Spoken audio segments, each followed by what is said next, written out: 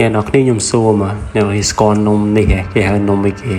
បើទីឈ្មោះត្រូវចំណង admin មកញ៉ាំម្ដងទៀតផងហើយនេះមកហាងលក្ខណៈម្ហូបខ្មែរហើយបរិយាកាសរៀងសុខដុមរមនាហ្មងណាហើយបើនិយាយទីតាំងអាចថាអ្នកគ្នាអាចកាន់តែស្រួលរកទៀតភោជនីយដ្ឋាននេះគេឈ្មោះផ្ទះនារីអ្នកគ្នាទីតាំងនៅក្រុងតាខ្មៅយើងហ្នឹងហើយលក្ខណៈថានៅនេះវាលក្ខណៈមានដើមឈើច្រើនហើយបើកន្លែងចំណតឡានអីហ្នឹងកាន់តែសបោអានេះគ្រាន់តែទស្សនវិជ្ជាមុខហាងណាយើងឃើញដើមឈើឡើងច្រើនតែម្ដងបាទខៀវស្រងាត់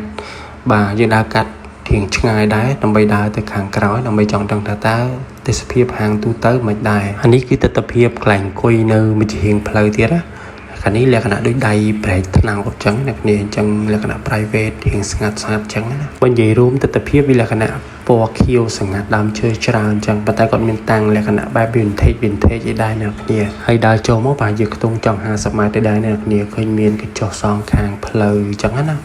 ហើយបើអ្នកគេដើរចូលទៅដល់ខាងក្រោយហ្មងឃើញរត់តែមានវាលមួយដែរវាលស្មៅក៏ស្អាតក៏ធ្វើឡើងស្អាតហ្មងមិនថាតកូនក្មេងឯមនុស្សចាស់យើងក៏មកច្រើនដែរអ្នកគ្នាដើម្បីថតរូបថតអីទេសភាពពីលក្ខណៈប្លែកសំខាន់គឺតិចភ្នែកហ្មងព្រោះបើនៅក្រុងយើងមិនសូវបានមកឃើញទេសភាពអីចឹងខៀវស្ងាត់អីចឹងទេហើយនេះខ្ញុំ collection ផ្កាបាទថតលេងទៅ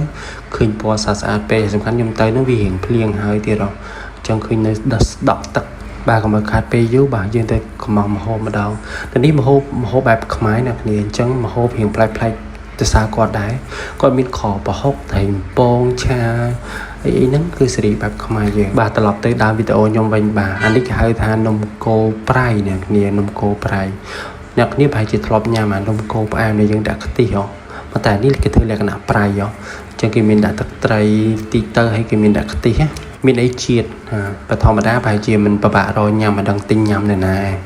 តែគាត់ថារសជាតិនេះដោយសារប្រហែលជាខ្ញុំចូលចិត្តខ្ទិះដែរអញ្ចឹងមានអារម្មណ៍ថាវាចាប់មាត់ហ្មងណាហើយបើម្ហូបថ្ងៃហ្នឹងខ្ញុំកំងហ្នឹងខ្ញុំបងសាមញ្ញអ្នកគ្នាដោយសារនេះម្ហូបបែបខ្មែរអញ្ចឹងមានត្រីចៀនត្រីអីចឹងទៅជាយ៉មានអីចឹងទៅនេះបើនិយាយជាយ៉មិនម្ហូបខ្មែរបាទប៉ុន្តែគាត់ថាវាជាម្ហូបប្រចាំមួយដែរដែលយើងពីច្រើនម្ហូបបែបវៀតណាមហើយខ្ញុំមានកំងឆាគ្រឿងសាច់គោអីចឹងទៅលក្ខណៈម្ហូបសាមញ្ញចឹងញ៉ាំលេងអីចឹងទៅព្រោះពីច្រើនមកញ៉ាំហ្នឹងហើយបើថាចង់ឆ្អែតយើងដាក់បាយមកទៅវីដេអូមានតែប៉ុណ្ណឹងបាទជួបគ្នាវីដេអូក្រោយបាយបាយ